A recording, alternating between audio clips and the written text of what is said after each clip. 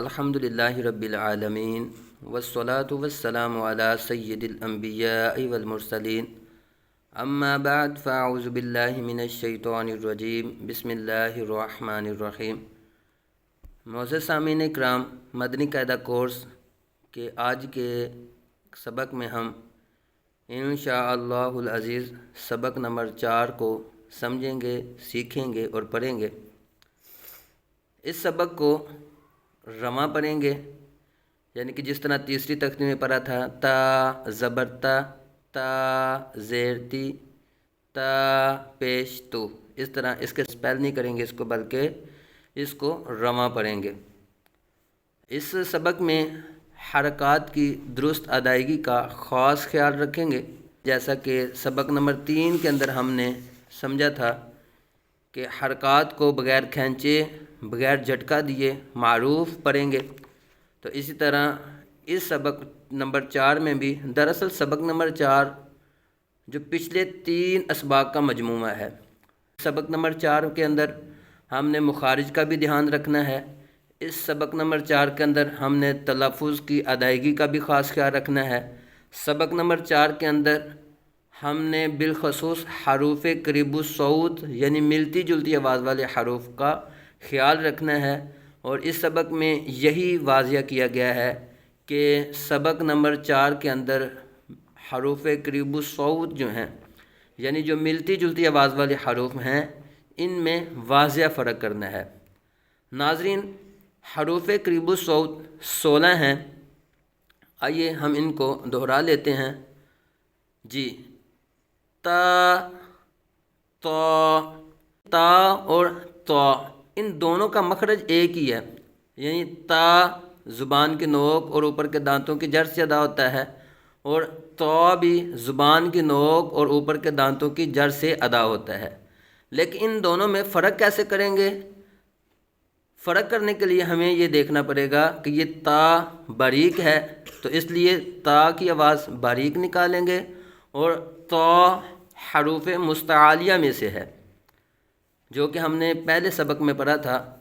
تا حروف مستعلیہ میں سے ہے، اس لیے اس تا کو پر پڑھیں گے اور اس تا کو باریک پڑھیں گے، تو ان دونوں میں فرق واضح ہو جائے گا۔ اسی طرح ز حروف صفیریہ میں سے ہے، سختی سے پڑھیں گے اس کو، سیٹی کی طرح تیز آواز اس کی نکلے گی۔ اور رال یہ حروف لثویہ میں سے ہے، اسی طرح را بھی حروف لثویہ میں سے ہے، ان دونوں حروف کو نرمی سے پڑھیں گے۔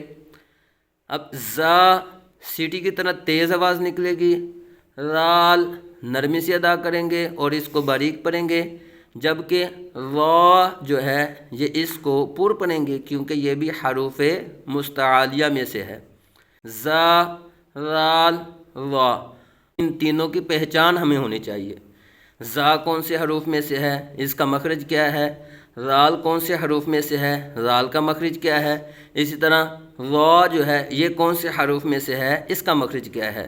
تو اس لیے چوتھے سبق کو سمجھنے کے لیے ہمیں حروف کے مخارج آنے چاہیے، حرکات کی سمجھ ہونی چاہیے، یہ پتہ ہونا چاہیے کہ حروف صفیریہ کون سے ہیں، یہ پتہ ہونا چاہیے کہ حروف لثویہ کون سے ہیں، یہ پتہ ہونا چاہیے حروف مستعلیہ کون سے ہیں۔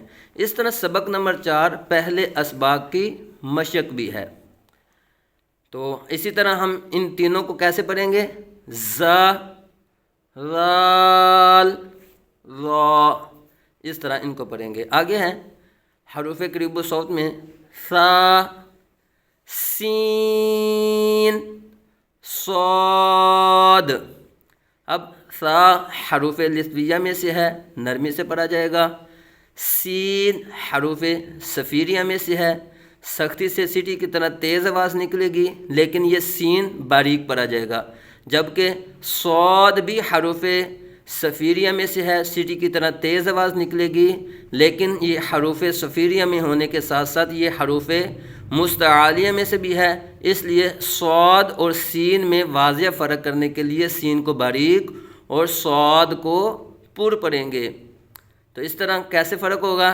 ثا، سین، صاد۔ اسی طرح آگے حروف قریب الصوت میں دال اور ضاد، دال کو باریک پڑھیں گے، جبکہ ضاد کو حروف مستعلیہ میں سے ہونے کی وجہ سے ضاد کو پر پڑھیں گے، اور جبکہ دال کا مخرج بھی علیحدہ ہے زبان کے نوک اور اوپر کے دانتوں کی جڑ سے، جبکہ ضاد جو ہے یہ زبان کی کروٹ اور اوپر کی داڑھوں کی جڑ سے ادا ہوتا ہے۔ ان دونوں کا مخرج بھی علیحدہ ہے، ان دونوں کی صفات بھی علیحدہ ہیں، اور ان دونوں کو پڑھنے کے لیے ان میں فرق بھی کرنا ہے۔ تو کیسے پڑھیں گے؟ دال ضاد۔ اسی طرح آگے ہے کاف، یہ باریک ہے، اور آگے قاف، یہ قاف پر پڑھیں گے اس کو۔ یہ کاف جو ہے یہ زبان کی جڑ اور تالو کے سخت حصے سے ادا ہوتا ہے، پہلا کاف جو ہے۔ اسی طرح قاف جو نقطوں والا ہے یہ زبان کی جڑ اور تالو کے نرم حصے سے ادا ہوتا ہے۔ تو ان دونوں میں فرق کرنے کے لیے ان کی پہچان کے ساتھ ان کو پڑھیں گے، اور یہ بھی یاد رکھیے قاف جو ہے یہ دو نقطوں والا یہ حروف مستعلیہ میں سے ہے، اس قاف کو پر بھی پڑھیں گے۔ اب کیسے پڑھیں گے؟ کاف قاف، کاف قاف، یہ ان دونوں میں فرق واضح ہو گیا۔ اسی طرح آگے جو ہے ہا، ہا، یہ جو پہلا ہا ہے آنکھوں والا، اس ہا کو پڑھنے کے لیے آواز، اس کا مخرج جو ہے حلق کے نیچے والے حصے سے ادا ہوگا، حلق کے نیچے والے حصے سے ہا ادا ہوگا۔ اسی طرح ہا حلق کے درمیان والے حصے سے ادا ہوگا۔ فرق کریں گے ہا، ہا، ہا، ہا، اور اسی طرح آخری جو حرف قریب الصوت کی جوڑی ہے وہ حمزہ عین، حمزہ عین۔ اب حمزہ کی آواز حلق کے نیچے والے حصے سے آ، اور عین کی آواز حلق کے درمیان والے حصے سے آ، آ، ای، او، آ، ای، او۔ آئیے ان جو حروف قریب الصوت 16 بیان کیے گئے ہیں ان پر زبر، زیر اور پیش لگا کے ان کی مشق کر لیتے ہیں ایک دفعہ۔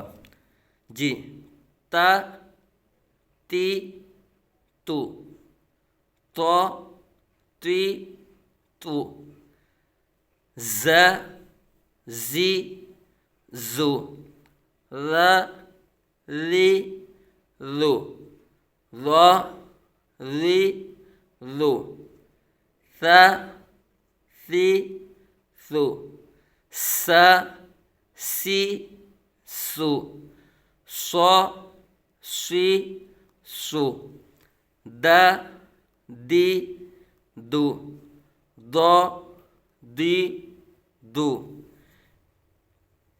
ک، کی، کو، ق، کی، کو، ہ، ہی، ہو، ح، حی، حو، ا، ای، او، ع، عی، عو۔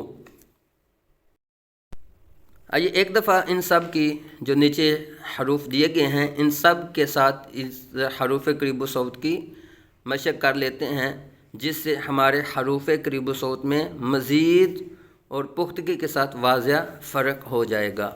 تا، تی، تو، تو، تی، تو، تا، تو، تی، تی، تو، تو، ز، ر، زی، ری، زو، لو، ز، زی، زو، ر، ری، لو، ر، لی، لو، ث، ثی، ثو، س، سی، سو، ص، صی، سو، ث، س، ص، ثی، सी शी, सु सु सु सु, द दी दु, दो दी दु, द दो, दी दी, दु दु। इस तरह जो है वो वाज़िया फ़र्क करते जाएंगे और साथ साथ आवाज़ की तरफ भी आपने गौर करना है। इस तरह आगे क की कु, क़ की कु, क क़ की कु कु, ह ही हु, ह ही हु, ह ही हु हु, अ ई उ, ई उ, ई उ उ, ख खी खो, ग गी गो, ब बी बु, म मी मु, व ये तीनों हरूफ बल्कि ये चारों हरूफ जो हैं ये होंठों से अदा होने वाले हरूफ हैं, हरूफ शफविया। बा दोनों होंठों के तर हिस्सा से अदा होता है, मीम दोनों होंठों के खुश्क हिस्सा से अदा होता है, वाव दोनों होंठों की गुलाई से अदा होता है, जबकि फ़ा ऊपर के दांतों के अंदरूनी किनारे और निचले होंठ का तर हिस्सा, फ़ा इस तरह ये अदा होता है। तो वाव को होंठों की गुलाई से अदा करेंगे, वा नहीं इसको पढ़ेंगे बल्कि वा वी वो, फ़ा फ़ी फ़ो, ल ली लू, न नी नू, रॉ जी रू। अच्छा, रॉ जी और रू के मुतल्लक हमने तीसरे सबक के अंदर एक कायदा पढ़ा था कि रॉ पर ज़बर या पेश हो तो रॉ को पूर्ण पढ़ेंगे, जबकि रॉ के नीचे ज़ेर हो तो रॉ को बारीक पढ़ेंगे। तो ये भी कायदा मद्देनज़र रखते हुए इस रॉ को पढ़ेंगे, रॉ जी रो, ज जी जो हरूफ शजरिया ज़ुबान के दरमियान और तालु के दरमियान से, श शी शू, य यी यू। इस मदनी कायदे के सबक के आखिर में एक वजीफ़ा बयान किया गया है, या ख़बीरु, या ख़बीरु, या ख़बीरु। सुन्नतों का पाबंद और नेक बनने के लिए चलते फिरते पढ़ते रहें, सुन्नतों का पाबंद और नेक बनने के लिए चलते फिरते पढ़ते रहें।